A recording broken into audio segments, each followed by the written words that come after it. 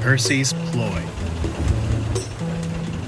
When Duck was sent to Edward's station, Diesel had to manage the yard alone.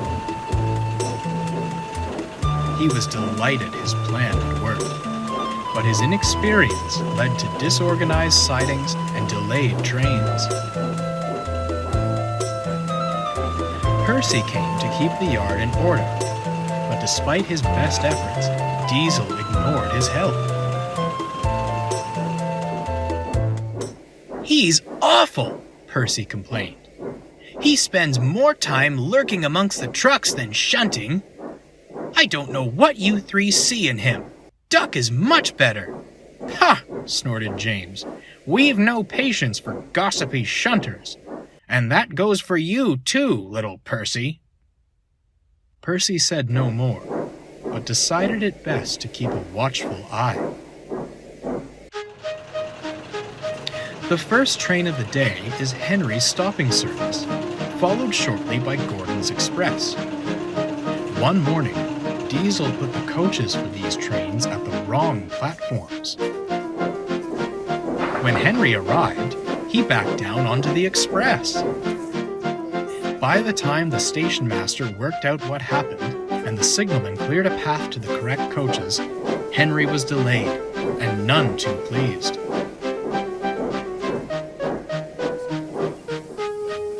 "10 minutes behind schedule," he fumed. "All due to your inadequacy.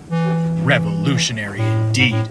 If my trains are late again, I'll give you revolutionary." Diesel had no reply. He sulked angrily, thinking how to pay Henry out. By the next morning, Diesel had a scheme. He purposefully put the coaches at the wrong platforms again. Percy, shunting nearby, was about to speak up when Henry arrived. "What's this?" demanded Henry. "Don't tell me you've made the same mistake again." "Why, certainly not. Your words taught me a valuable lesson," Diesel replied greasily. "This is a change requested by the Fat Controller himself. The way I heard it, you pull the Express much better. Gordon is only suited for that kipper of yours now. It's your turn today, and perhaps forever." Diesel scuttled away, leaving Henry full of pride. When Gordon arrived, he was surprised to be coupled to the local.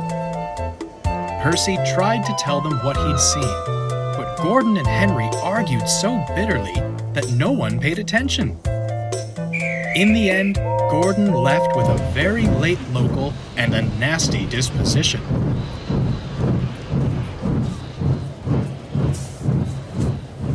"That Henry," he complained to Percy, "saying he pulls the Express better than me. On what railway is that true? My passengers have never once complained. And to suggest I'll be pulling the flying kipper, oh, it's disgraceful. Where did he get such an idea?" "From Diesel," retorted Percy. "I tried to tell you earlier." When Percy had explained, Gordon was speechless. "You silly big engines," scolded Percy. "Diesel made you act horrid to Duck, and now you're being horrid to each other. Sit around and moan if you'd like, but I've had enough." Percy stormed away, leaving Gordon with much to think about. Soon, Percy had devised a scheme of his own, and was chatting with the trucks. "You know," he began, "I've heard something rather interesting." Tell us, begged the trucks. "Diesel thinks you're easy to push around. He says he's got you following his every command." The trucks were furious. "Someone should show him a thing or two," smiled Percy, and he scampered off. The trucks began plotting at once. Someone was going to be them. The next day, Diesel shunted the coaches for the first 2 trains and was readying James's slow goods. The trucks began giving him trouble. "Come on, you wretched things," he growled. "Move!" "As you wish," they laughed. As they crossed the junction points, it happened. The truck surged back and pushed Diesel off the rails.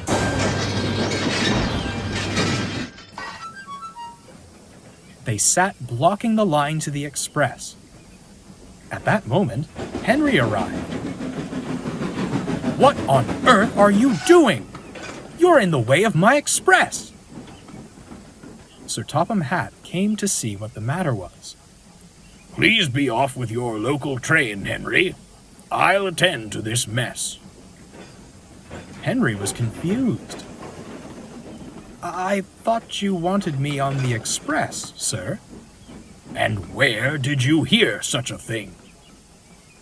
By the time Henry finished, Diesel was looking rather pale. "That will be all, Henry. Hurry along to your train. As for you," Sir Topham Hatt said, turning to Diesel, "I shall deal with you later." Before long, Percy and the Cranes had Diesel back on the rails. He spent the rest of the day in the sheds. When the big engines returned, they hissed and glared at him.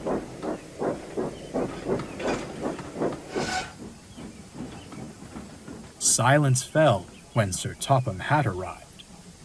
"My engines do not tell lies," he began sternly. "I will not stand for deceitful behavior like this. Furthermore, you have shown you are incapable of handling the work in the yard. I am most disappointed. You will leave this railway at once." Without another word, Diesel squirmed away.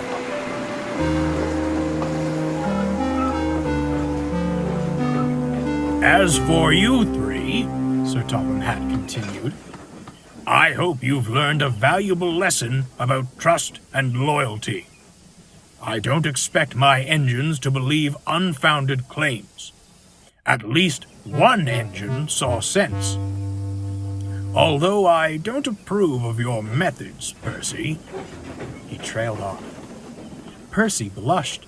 Sir, how did you—" "However," winked Sir Topham Hatt, "so long as it remains an isolated incident, we shall say nothing more. Now, can I count on you to handle the shunting until Duck returns?" "Certainly, sir," peeped Percy, and he hurried off to tidy the yard. Sir Topham Hatt returned to his office just as the telephone rang. "Yes?